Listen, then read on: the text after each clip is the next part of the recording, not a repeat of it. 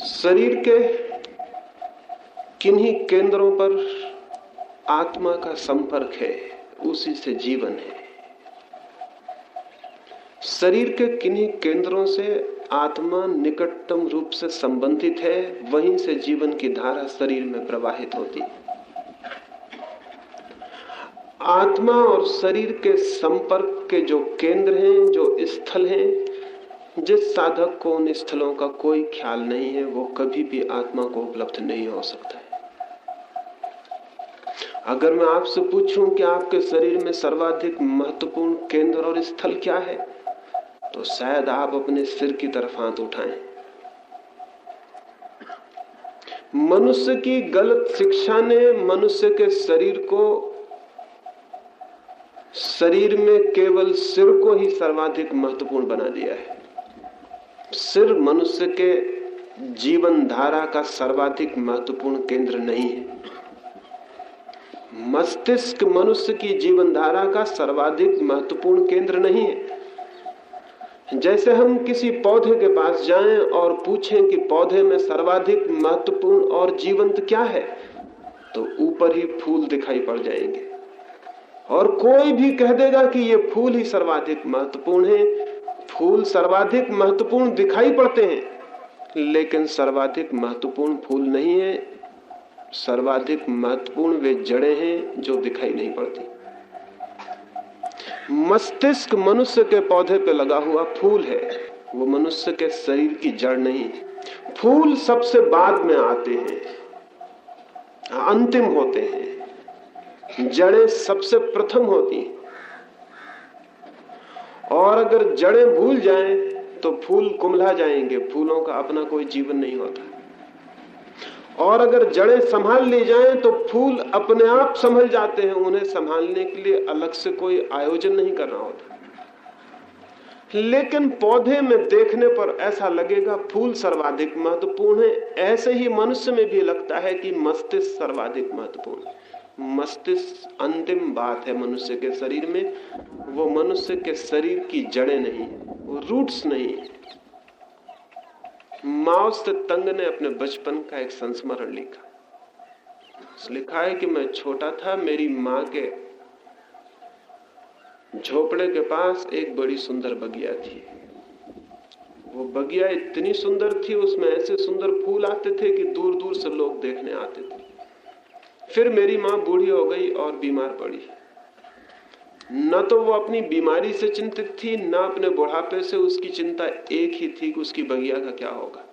माँ छोटा था, उसने अपनी माँ को कहा कि तू बेफिक्र रह, मैं तेरी बगिया की फिक्र कर लूंगा। और माँ सुबह से सांझ तक बगिया की फिक्र करता रहा। 1 महीने बाद उसकी माँ ठीक हुई, तो जैसे ही वो थोड़ी चल सकी, उठ के बगिया में आ गई और देख के घबरा गई। बगिया तो बर्बाद हो चुकी थी, पौधे सब सूख गए थे, फूल सब कुम्हला के गिर गए थे। वो बहुत हैरान हुई। उसने माओ को कहा कि पागल, तू तो सुबह से सांझ तक बगिया में ही रहता था, तूने क्या किया? ये सब फूल तो नष्ट हो गए, ये बगिया तो कुम्हला गई, सब पौधे तो मरने के करीब आ गए, तू करता क्या था? माओ रोने लगा। वो खुद भी परेशान था। वो रोज दिन भर मेहनत करता था, लेकिन न मालूम क्या बात थी कि बगिया सूखती गई। वो रोने लगा और उसने कहा कि मैंने तो बहुत फिक्र की, मैं तो एक एक फूल को चूमता था और प्रेम करता था, एक एक पत्ते को झाड़ता था, धूल पहुंचता था, लेकिन पता नहीं क्या हुआ। मैं फिक्र भी करता था, लेकिन फूल कुम्हलाते गए, पत्ते सूखते गए और बगिया धीरे धीरे मुरझाती गई। उसकी माँ ने कहा पागल। वो हंसने लगी बूढ़ी। उसने कहा तू पागल है, तुझे अभी ये पता नहीं कि फूलों के प्राण फूलों में नहीं होते और न पत्तों के प्राण पत्तों में होते। पौधे के प्राण वहां होते हैं जहां किसी को दिखाई ही नहीं पड़ते। वो उन जड़ों में होते हैं जो जमीन के नीचे छिपी होती।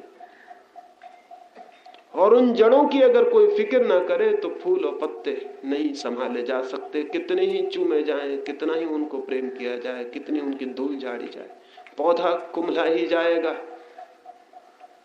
लेकिन फूलों की कोई बिल्कुल भी फिक्र ना करे और जड़ों को संभाल ले तो फूल अपने आप संभल जाते हैं। जड़ों में से फूल आते हैं, फूलों में से जड़ें नहीं आती। लेकिन अगर हम किसी आदमी से पूछें कि मनुष्य के शरीर में सर्वाधिक महत्वपूर्ण हिस्सा क्या है, तो अनजाने ही उसका हाथ सिर की तरफ उठेगा और वो कहेगा कि सिर सबसे ज्यादा महत्वपूर्ण। या अगर वो स्त्री हो तो हो सकता है उसका हाथ हृदय की तरफ उठ जाए और वो कहे हृदय सबसे ज्यादा महत्वपूर्ण। हृदय भी सर्वाधिक महत्वपूर्ण नहीं है और मस्तिष्क भी सर्वाधिक महत्वपूर्ण नहीं है। पुरुषों ने सारा बल मस्तिष्क पे दिया है और स्त्रियों ने सारा बल हृदय पे दिया है, और दोनों से मिला हुआ समाज रोज नष्ट होता चला गया है, क्योंकि ये दोनों ही बिंदु शरीर में महत्वपूर्ण बिंदु नहीं।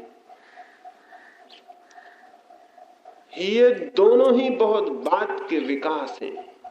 मनुष्य की जड़ें इनमें नहीं। और मनुष्य की जड़ों से मेरा क्या मतलब? जैसे पौधे की जड़ें होती हैं पृथ्वी में, उन्हीं जड़ों से वो जीवन और रस खींचता है, उसी से जीवित होता है। ऐसे ही मनुष्य के शरीर में किसी बिंदु पर वे जड़ें हैं जो आत्मा से जीवन और रस खींचती हैं और जिनके कारण शरीर जीवित होता है। जिस दिन वे जड़ें शिथिल हो जाती हैं, शरीर समाप्त हो जाता है। भूमि में पौधे की जड़ें हैं, मनुष्य के शरीर की जड़ें आत्मा में प्रविष्ट हैं, लेकिन मस्तिष्क नहीं है वो जगह, और न ही हृदय वो जगह जहां से मनुष्य प्राणों से जुड़ता है। और अगर हमें उन जड़ों का कोई पता ना हो तो हम कभी भी साधक के जगत में प्रवेश नहीं कर सकते। कहां हैं फिर मनुष्य की जड़ें? शायद आपके ख्याल में भी नहीं है। कुछ सीधी और सरल सी बातें भी अगर हजारों साल तक ध्यान से भूली रहें तो विस्मृत हो जाती।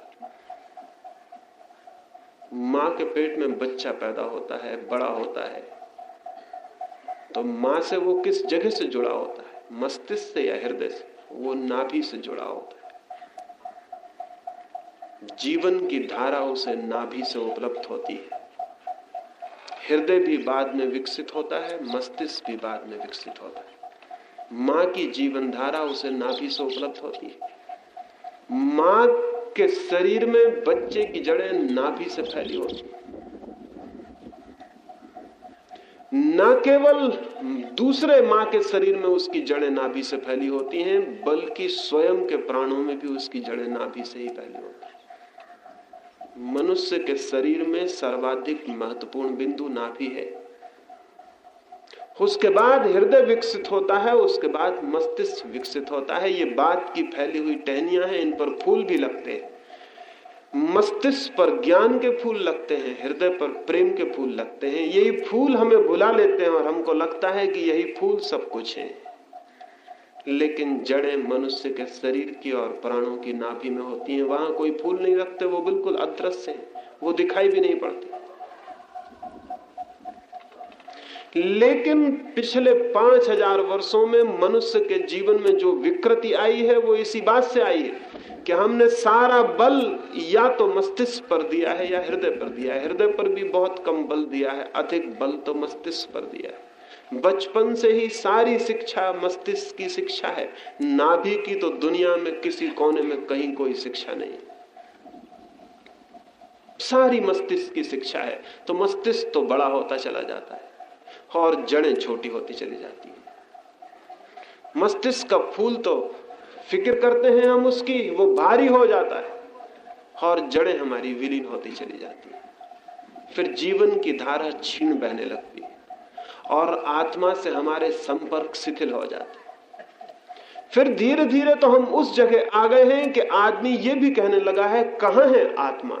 कौन कहता है कि आत्मा है? कौन कहता है कि परमात्मा है? हमें तो कुछ पता नहीं चलता है, पता नहीं चलेगा, पता नहीं चल सकता है। क्योंकि कोई आदमी अगर वृक्ष के पूरे शरीर पर ढूंढ ले और कहे कहां है जड़ें, हमें तो कुछ पता नहीं चलता है। तो ठीक ही कह रहा है, वृक्ष के ऊपर कहीं कोई जड़ें नहीं। जड़ें जहां हैं वहां तक हमारी पहुंच बंद हो गई है, वहां तक हमारा ख्याल बंद हो गया। और बचपन से ही चूंकि मस्तिष्क की और माइंड की ही सारी प्रशिक्षण है, सारा शिक्षण है, तो हमारा सारा ध्यान, हमारा सारा अटेंशन मस्तिष्क में उलझ के समाप्त हो जाती। जीवन भर हम मस्तिष्क के आसपास ही घूमते रहते हैं, उससे नीचे हमारा ध्यान प्रवेश ही नहीं करता। साधक की यात्रा नीचे की तरफ है, जड़ों की तरफ। मस्तिष्क से उतरना है हृदय तक, और हृदय से उतरना है नाभि तक, और नाभि के बाद ही कोई आत्मा में प्रवेश पा सकता है, उसके पहले कभी नहीं पा सकता।